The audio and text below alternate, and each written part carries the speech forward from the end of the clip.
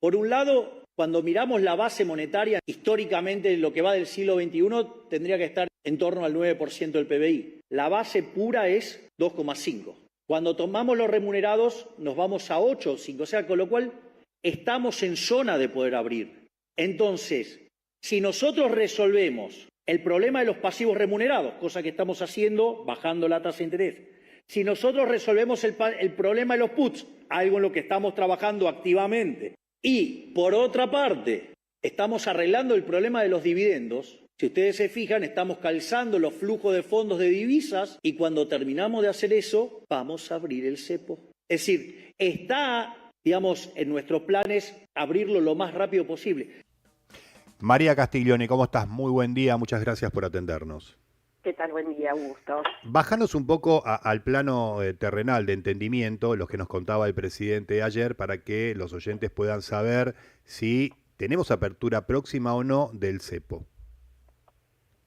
Bueno, básicamente lo que el presidente está diciendo es que está en un proceso desde que arrancó el gobierno de sanear el balance del Banco Central. Un poco hablaba de eso él. ¿Por qué es tan importante o se considera importante sanear el balance del Banco Central para liberar estas restricciones a comprar y vender dólares? Que básicamente eso es el cepo. Sí. Es el conjunto de medidas que se han ido tomando para limitar el libre cambio de moneda argentina a dólar y viceversa, Sí. en cualquiera de las transacciones, ya sea que nosotros queramos ir a comprar dólares, los ahorristas, en dólar oficial estamos hablando obviamente, o las empresas manden dividendos, o paguen deudas, o entren capitales y luego puedan volver a salir, hasta todo lo que tiene que ver con los pagos de importaciones, exportaciones, es decir, todo lo que involucra esto. Ahora, todavía estamos con esa restricción de los, yo te pregunto porque hace muchísimo que no compro $1, con esa restricción de los $200 mensuales y depende si uno cumple con ciertos requisitos, ¿estamos todavía con eso? Eso no se cambió, exacto, todavía no se cambió. Y es una de las tantas restricciones. Lo que pasa es que para los argentinos, ¿cuál es el problema? En Argentina, a diferencia de otras partes del mundo, enseguida cuando hay un sobrante, los argentinos tienden a cambiar la moneda por dólares, ¿no? Sí. Los guardan en el colchón o los guardan los dejan en una caja de ahorro o lo que fuere, ¿no? Y esto tiene que ver con que nuestra moneda había ido perdiendo con los años por la inflación todos los roles que habitualmente tiene una moneda, ¿no? Que es reserva de valor, esa es la que obviamente rápidamente todos cambiamos a dólares, porque justamente si nos quedamos con los pesos, pierden cada mes lo que es el equivalente a la inflación. Entonces, es una consecuencia, y los gobiernos anteriores, sobre todo el kirchnerismo, yo diría, porque en vez de resolver el problema que origina esto que generó el cepo, que es atacar y darle de vuelta poder de compra al peso, que es atacar la inflación, Claro. se ponían trabas para acceder al mercado de divisas. Lo que generaste finalmente, que es lo que se heredó, es que fuiste acumulando un montón de deuda, porque estaban las utilidades y dividendos de las empresas extranjeras que en algún momento las querían mandar a la casa matriz y no se pudieron mandar. Tuviste en el último año y medio algo inédito, que fue un aumento de la deuda de importaciones, de importadores que habían tenido, a pesar de las trabas que hubieron, como la CIRA, o sea, esas trabas para que te autorizan a importar, se habían autorizado en algún momento más de 50.000 millones de dólares de importaciones que después no se les dio al Banco Central los dólares al momento de pagar. Las empresas iban con los pesos a depositar y el Banco Central no le daba los dólares que no tenía. Todo este problema lo que generaba es que si vos abrías el cepo de una, por más suponete que un cambio de gobierno genere confianza, vos no sabías cuántos dólares iban a salir, cuántos dólares iban a entrar una vez que liberás todas las restricciones, porque obviamente cuando vos no podés sacar los dólares, eso hace que muchos no quieran traer dólares, ¿no? Y eso limita, por ejemplo, muchas inversiones de empresas argentinas, extranjeras, etcétera. Por eso es importante también liberar el cepo, para que la economía empiece a crecer.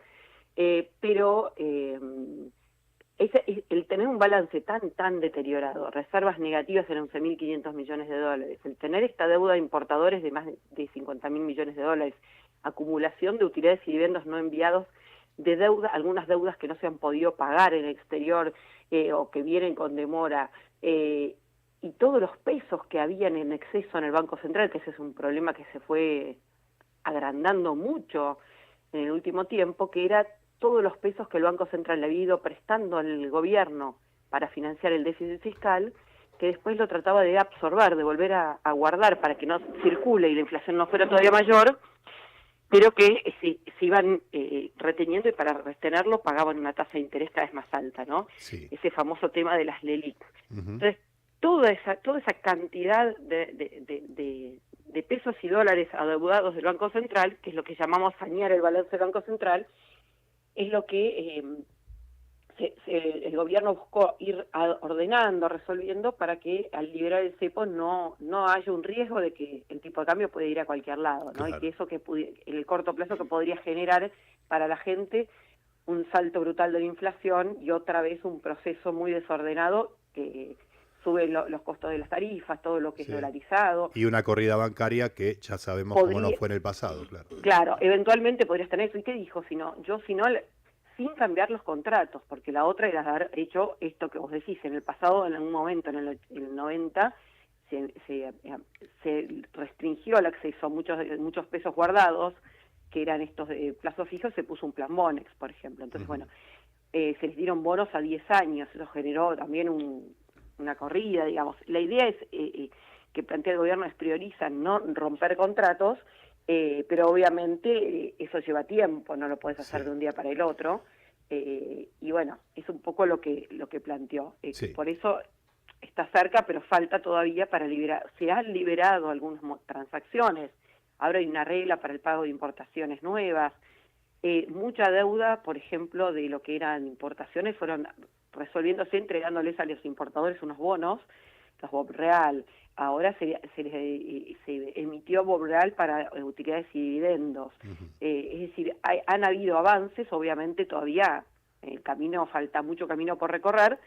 Vamos a ver en qué momento el gobierno decide que bueno, que las condiciones están dadas para soltar, digamos, las restricciones, Sí.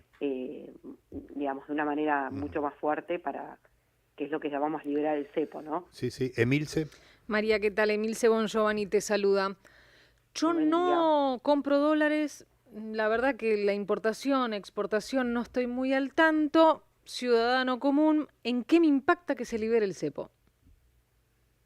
Me acuerdo lo que te contaba. El que se libere el cepo lo que permite es que, así como fue un canal de contención para limitar la demanda de dólares, que se vayan reservas, termina siendo una gran tranquera para que no entren nuevos dólares. Pues si vos no sabés si vas a poder disponer de eso, no tenés ganas de volverlo al mercado formal. Y eso sirve mucho, como te decía antes, para financiar empresas locales, para hacer pagos en exterior, O sea, y sobre todo para aquel que pone una inversión, saber que va a disponer de eso que trajo Argentina, y eventualmente, si quiere volver a llevárselo, lo puede hacer libremente, ¿no? Porque es de su propiedad. ¿Se me puede ver reflejado entonces que porque se libera el cepo, capaz yo tengo mayor posibilidad de conseguir un trabajo distinto?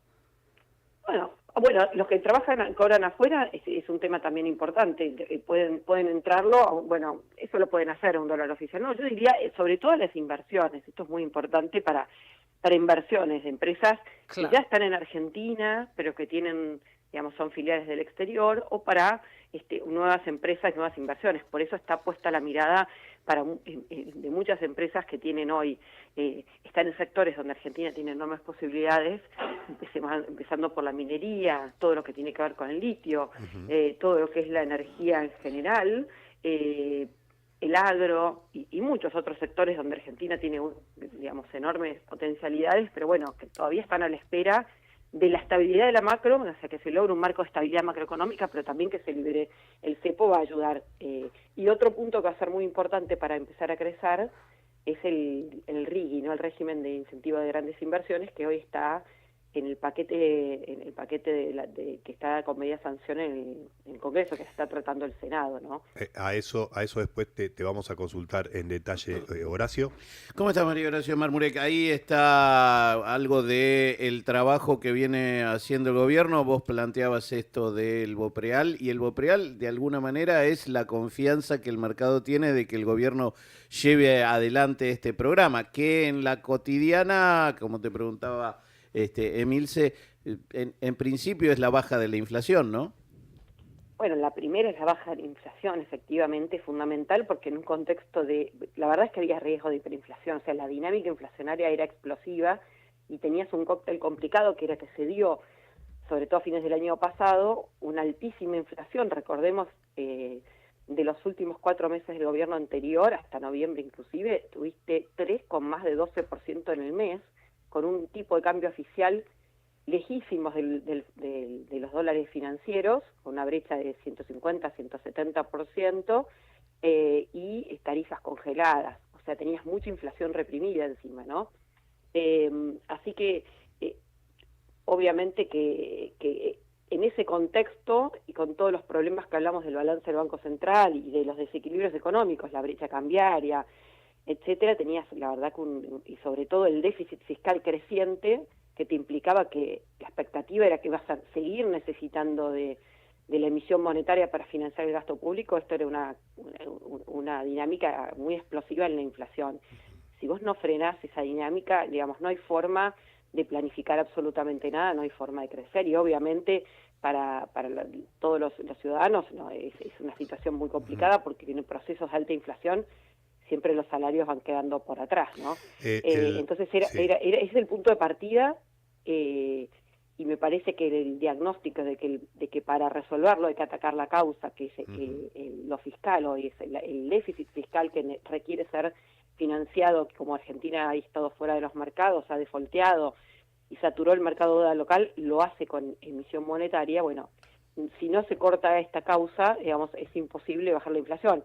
No es obviamente la única forma, o sea, hay que hacer eso, pero además hay que generar confianza, además hay que ir tomando medidas, como hablábamos antes, para estabilizar las variables de la economía en general, que requiere obviamente seguir con varias cuestiones a la vez, pero sobre todo el ancla fiscal, ¿no? Y que a medida que pasa el tiempo eso se vaya haciendo cada vez más creíble, que el gobierno tiene, más allá del discurso, hace las cosas necesarias para lograr ese objetivo. Y creo que eso es lo que estamos transitando ahora. Estamos en una inflación muy alta todavía, pero bueno, abril fue 8,8, mayo hoy está corriendo muy por abajo de ese número, ya la núcleo, que es sacando regulados y estacionales, estaba en abril corriendo al 6,3% mensual, y ahora estamos viendo una inflación que en las 2 primeras semanas está corriendo al 5% mensual y con tendencia a bajar, ¿no?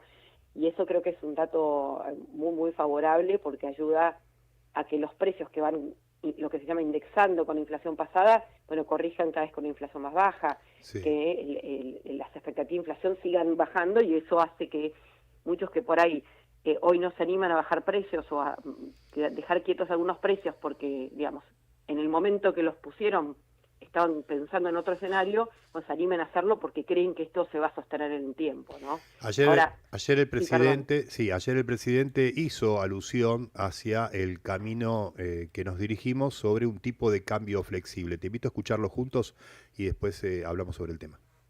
Si terminamos de limpiar el tema de los pasivos remunerados, si terminamos con los puts y además terminamos de limpiar los dividendos, lo que va a pasar es que a partir de ahí nosotros frenamos todos los grifos de emisión monetaria. Es decir, no se emite por fisco porque tenemos superávit fiscal, no se emite por sector financiero porque no tenemos estos mecanismos de emisión endógena, y no se va a emitir por sector externo, es decir, vamos a ir a un tipo de cambio flexible. Esto no es menor, porque el ancla en pesos, ¿cuál va a ser?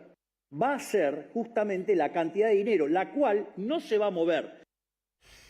¿En qué momento tienen ustedes previsto que vamos a estar en un tipo de cambio flexible y de hecho en el fin del cepo? ¿Lo tienen planificado? ¿Tienen un GAN? ¿Tienen algún mes probable que se pueda realizar? María. Mira, yo creo que es un proceso. Me parece que lo que hay que ir mirando es esto, en qué medida el balance del Banco Central se va a ir ordenando, cómo sigue la inflación y las expectativas de inflación, porque eso obviamente alimenta que si vos liberas las restricciones la gente no salga corriendo del peso, ¿no es cierto? Creo que es un proceso que no va a ser ya en estos meses, porque todavía, además, el Banco Central, si uno mira las reservas brutas y le saca lo que son las deudas de cortísimo plazo, tiene reservas, está entre cero y un poco negativas todavía, ¿no? Está en una situación muy compleja como para pensar en que el Banco Central deje de intervenir, porque acá hay dos formas cuando uno libera el cepo: o se plantea un tipo de cambio fijo, que el Banco Central sostiene un tipo de cambio, o con crawling peg, ahora es 2% mensual, no quiere decir que tiene que comprar o vender lo necesario para sostener esa cotización que va aumentando 2% mensual, por ejemplo, o decir, bueno, yo no compro ni vendo, la oferta y la demanda de dólares va a determinar la relación de nuestra moneda con el dólar, o sea, el tipo de cambio flexible. Para llegar a eso tenés que, obviamente, tener un Banco Central que ya tenga algo de reservas, porque eso da confianza y ayuda a que tampoco la gente salga corriendo. Entonces, por eso digo, es un proceso que no parece que vaya a ser ya. Ahora estamos en meses donde empieza la liquidación más fuerte del agro, y vamos a ver cuántos dólares el Banco Central va comprando, que de hecho es una de las metas que hay hoy en el acuerdo con el Fondo Monetario, no de acumulación de reservas. Pero más allá de lo que se plantea con el Fondo Monetario, como te decía recién, partidas de 11.500 millones de dólares negativos, un Banco Central quebrado, hace falta llegar a un nivel más alto. Así que poner fecha es difícil porque depende de cómo evolucione todo esto, ¿no? Sabés que en este mientras tanto, que no tenemos una fecha cierta, quien nos está escuchando del otro lado, los oyentes, que son gente común, de a pie, que a veces tiene un resto como para invertir y dice, a ver, plazo fijo me están bajando, ¿no? Ahora bajaron la tasa del 40%. Digo, ¿dónde pongo esa platita que me sobra? O que tengo como para que no pierda valor, ¿dónde la puedo invertir si no es en un plazo fijo que me la come la inflación? Bueno, hoy es un gran dilema porque tenés, por ahora los tipos de cambio, digamos, el dólar está 2%, el oficial, y los dólares financieros están, más allá de que algún día suban algo, por ejemplo, ayer subió un poco el blue, han estado bastante estables a lo largo de todo este tiempo, o sea que el que se quedó con dólares para los gastos habituales perdió, ¿no? Perdió plata, y está la incertidumbre, ¿no? Y si liberan, y si se va un 20, un 30, un 50% más arriba, ¿qué hago? Por eso te pregunto, o sea, ¿qué hace los que están escuchando, ¿no? La gente común, ¿qué hace? Bueno, en todas estas decisiones, claro, en estas decisiones de irte al blue, a los financieros, siempre tenés el riesgo, así como sube, puede bajar un poco, y bueno, depende de para qué lo quieras hacer. Una cosa es un ahorro de largo plazo, otra cosa es para el corto plazo. Hoy los plazos fijos no rinden mucho y vamos a ver qué pasa con los fondos comunes, ¿no? Que son muchas veces los bancos o mismo las billeteras tienen invierten en cosas de corto plazo, y eso bajó, pero sigue siendo igual en un contexto de una inflación. Recordemos que la inflación, como te decía antes, ya no está al 25 mensual. Claro. En este mes está corriendo a un ritmo de 5% mensual. Entonces, si bien todavía la tasa, que ahora la volvieron a bajar, está bajo esa inflación, no está tan lejos. Siempre es mejor que nada. Depende de la necesidad del plazo que uno tiene, ¿no? Y del riesgo que querés correr. Para el corto plazo, los fondos de lo que se llama money market, o incluso T+1, que son los que vencen las 24 horas, esas rinden un poco más. Capaz que te puede pasar que un día no sumes respecto del día anterior y tenés que tardar 24 horas en recuperar la plata, ¿no? Eso puede ser un poco más interesante, y después ya por ahí te vas a algo más sofisticado, pero depende, como te decía, del plazo, el horizonte que tengas, ¿no? Hoy hay muchas, incluso bonos puntuales o algunas acciones, o podés irte a fondos comunes que inviertan en eso, que tienen a veces más rendimiento, pero también hay un periodo del cual por ahí no aumentan, no pueden bajar, o sea, se llama volatilidad. Ayer, ¿sabés depende del horizonte, ¿no? Ayer hablaba con un operador de bolsa y me decía que los bonos atados a la inflación pueden rendir, pero habría que cambiar esa inversión en junio por algunos que estén con mitad por la inflación y mitad con otro tipo de variable para... Claro, para por ser dólar link, que varíen por el tipo de cambio. Sí, por eso te digo, acá, si no, la gente que no es muy experta o no tiene ganas de asumir tanto riesgo, bueno, también hay fondos que invierten en un mix de esas cosas, ¿no? Que van agregándole bonos que rinden más, porque obviamente los que invierten solo en plazos fijos, que son los fondos money market y tienen un encaje, te rinden menos. Pero bueno, la ventaja es que tenés disponible la plata y no tenés riesgo. Siempre hay una relación. Y la otra es empezar a mirar si uno necesita o quiere esa plata para comprar algo puntual. Está empezando a aparecer ya de vuelta el crédito privado de los propios bancos. Y bueno, hay que empezar a estar atento también a eso, ¿no? Que eso es no es un ahorro, es una manera de, digamos, aplicar la plata a lo que tenemos. Bueno, eso es otra cuestión que está apareciendo de forma incipiente.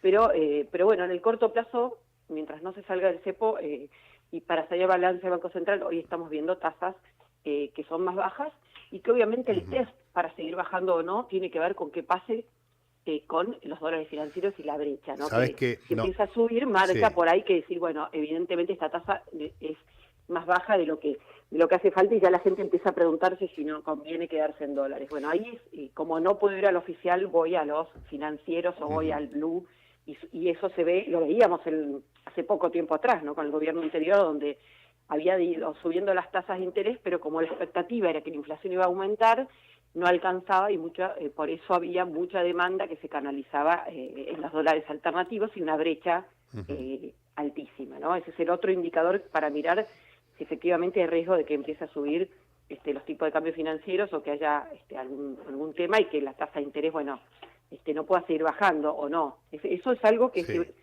va, digamos, hay como un test que tiene que ver con la reacción de la gente, de todos los actores económicos, de la gente, de las empresas, que bueno, no es, digamos, hay que esperar a ver qué pasa, es como un test, que el gobierno toma decisiones y después va viendo cómo es la reacción de la gente. La clave para que todo esto se sostenga es que el gobierno persista en el equilibrio fiscal, es como el punto de partida, ¿no? De llegada, la gente dice, ¿pero qué me importa el equilibrio fiscal? Bueno, sí, importa por esto que estuvimos hablando recién, ¿no? ¿Sabés que para generar, digamos, después de tantas promesas incumplidas, incluso Massa cuando asumió el ministro de Economía dijo, no vamos a pedir un centavo más al Banco Central para financiar al gobierno, al fisco, y eso no ocurrió, ¿no? Entonces, los discursos pueden sonar muy convincentes, pero después hay que ir a la práctica porque nos hemos ganado... Nos comimos muchos versos ya, María. ¿Sabés hemos que incumplido todo tipo de contratos, exactamente. Nos quedan 2 preguntas concretas, te pido 2 respuestas concretas a ellas. Sí, Emilce. María, lo que recién mencionaba, todo lo que yo te escucho decir habla de la macro, las personas que tienen un poco de ahorro, estás como proponiendo ciertas cosas que lo desasnaron junto a Ricardo, donde invierto en un mix. ¿Qué pasa con el que no tiene nada? ¿Cómo le impacta? ¿Es inflacionario el tema? ¿Tiene que aguantar? ¿Cómo le impacta al que vive el día a día, la apertura del cepo?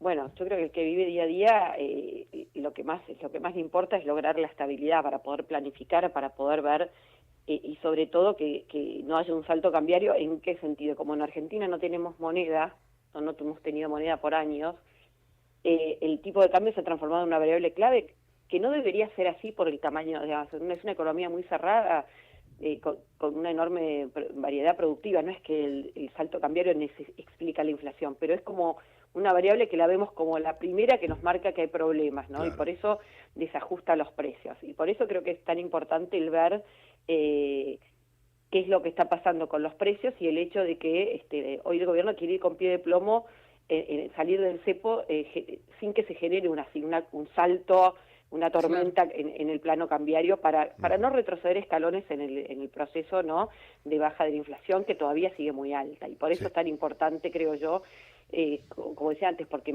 de la mano de reapertura de paritarias o que algunos rubros de independientes puedan empezar a cobrar más, que la economía empiece a moverse un poco, que algunos incipientes datos en actividad estamos viendo, necesita que el horizonte inflacionario siga a la baja, ¿no? Para poder ordenarse, para poder saber además lo que valen las cosas y incluso buscar precio, ¿no? Que eso hace poco no pasaba, hace pocos meses, ¿no?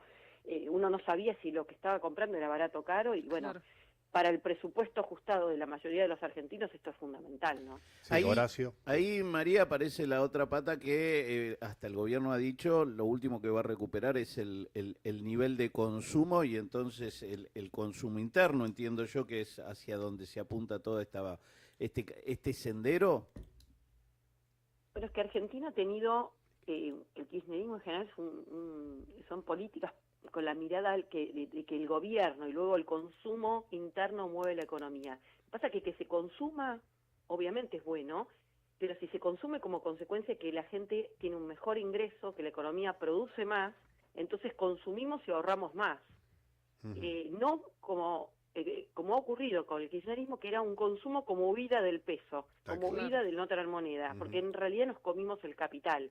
Mucha gente, sobre todo el año pasado, en el plan, lo que llamamos plan platita, una de las tantas cosas era que ponía cuotas subsidiadas y políticas que hacían que la gente, saliendo el peso, pues decía, esto me quema, compro un electrodoméstico, un electrónico, compro ropa, pero no porque la necesito, sino porque necesito sacarme los pesos de encima.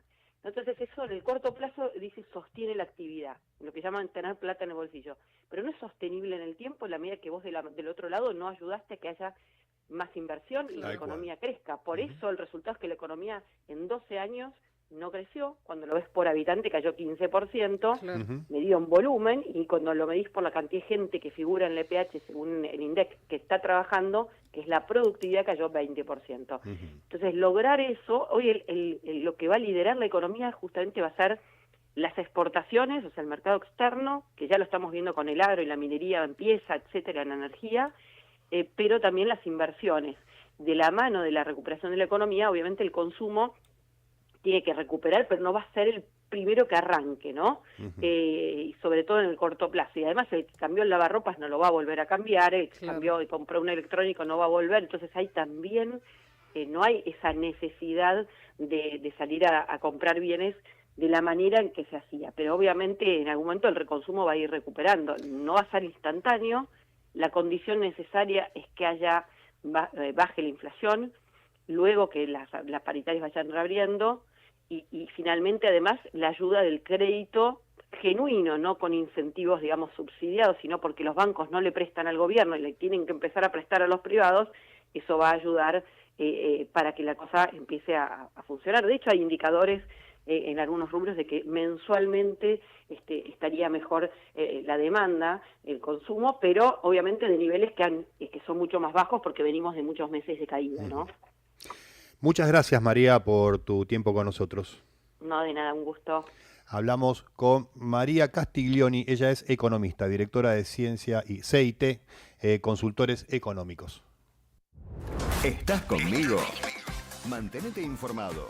Ricardo Benedetti por Nacional. Mayo. Número 5 para Nacional. Tu radio. Los sábados, Nacionales, tu radio. 7 a 9, actualidad, desarrollo y análisis rural. Campo Nacional, con Rolando Vera. Los sábados, Nacionales, tu radio. Nacional da la hora. 7 de la mañana, 48 minutos. Seguí en tu radio. De norte a sur de la Argentina. Nacional, tu radio. Nacional está a tu lado. Porque somos tu radio. Hola, soy Andrea Esteves Mirson y junto a Fernando Blanco Muiño los esperamos todos los sábados entre las 9 y las 10. A tu servicio, un programa para vos de interés para los consumidores con temas de salud. ¿Te va a gustar? Estamos siempre los sábados entre